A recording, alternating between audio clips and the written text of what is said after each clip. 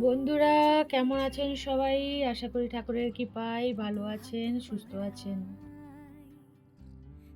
এখন আমি বানাচ্ছি উচ্ছে আলু দিয়ে মাছের ঝাল। দেখুন কিভাবে বানাই। আলুগুলো লম্বা লম্বা করে কেটে নিয়েছি, উচ্ছেগুলোও লম্বা লম্বা করে কেটে ভাজতে দিয়ে দিয়েছি। ওই তেলে মাছগুলোকেও ভাজতে দিয়ে দিয়েছি। ওই তেলে আলুগুলোকেও ভেজে নিচ্ছি। ওতে কাঁচা লঙ্কা আর কালো জিরে দিয়ে দিয়েছি। এদিকে 1 চামচ সর্ষের সাথে একটা কাঁচা লঙ্কা, একটা শুকনো লঙ্কা দিয়ে বেটে বাটিতে তুলে নিই। আলুর সাথে ভেজে রাখা মাছগুলো দিয়ে দিয়েছি, ধনেপাতা একটু দিয়ে দিয়েছি, তারপর বেটে রাখা মশলাগুলো ঢেলে তার সাথে 2 বাটি জলও দিয়ে দিয়েছি।